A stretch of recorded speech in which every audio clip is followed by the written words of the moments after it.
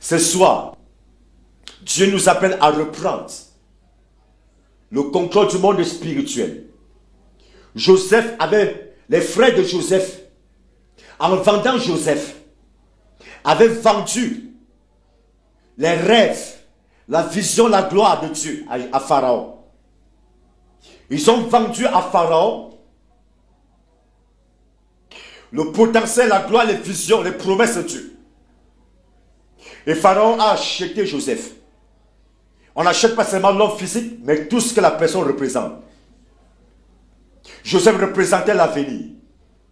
Et cet avenir qui avait été vendu par les frères de Joseph. Pour quelques graines de jalousie et de méchanceté, ils ont vendu Joseph. Et maintenant, pour que Moïse reprenne le contrôle du monde spirituel, il a essayé d'une manière charnelle. Il n'a pas réussi. Il a tué un homme. Après, il a commencé à fuir. Parce qu'il combattait d'une manière charnelle. Mais quand Moïse est allé à la rencontre de Dieu, sur la montagne, la Bible dit que c'est là que Dieu l'a investi de sa puissance. Le bâton qu'il avait en main, il a transformé en un bâton d'autorité, de pouvoir. Et vous allez voir Moïse, chaque fois que Moïse partait, il tendait le bâton. Des signes se réalisaient. Vous allez voir, quand vous allez dans un pays, quand un chef tend la main, il y a une manifestation. Moïse a repris le contrôle sur l'Égypte, sur Pharaon. Moïse était au-dessus du Pharaon. Voilà pourquoi il pouvait faire paniquer Pharaon et son armée. Nous devons reprendre le contrôle du monde spirituel. Et pour reprendre le contrôle du monde spirituel, le Seigneur nous demande d'abandonner notre vie passée, notre vie mondaine, notre vie égyptienne, notre vie d'orgueil, de vanité, d'impudicité, d'immoralité, d'avarisme, de méchanceté. Abandonnons cette vie. Livrons-nous en les mains de Jésus-Christ. Allons à la recherche de Dieu. Allons sur la montagne de prière, de méditation de la parole de Dieu. Allons sur cette montagne, pas de jeûne et de prière. Et là-bas sur la montagne, c'est que le Seigneur a exigé à Moïse, c'est d'enlever ses souliers.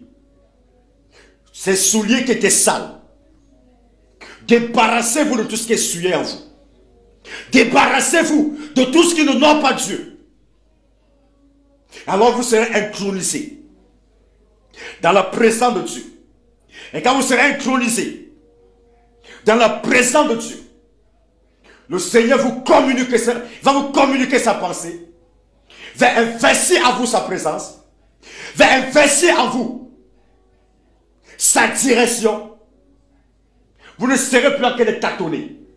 Vous ne serez plus en train de trembler. Mais vous allez agir avec efficacité, avec puissance, avec autorité. Le Seigneur vous donnera l'autorité, le pouvoir dans votre village, dans votre quartier, dans votre nation. Vous allez voir des chefs d'État se procéder devant de vous. Pourquoi? Parce que vous avez l'autorité, le pouvoir.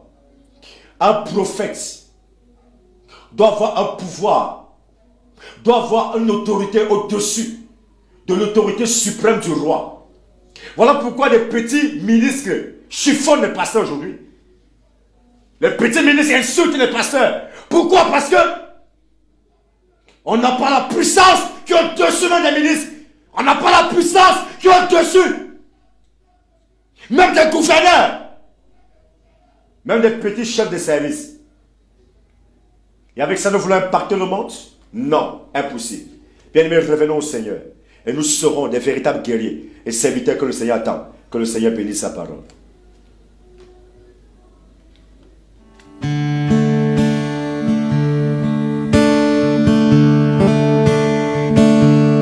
Quel sauveur merveilleux je possède. Il sait ça.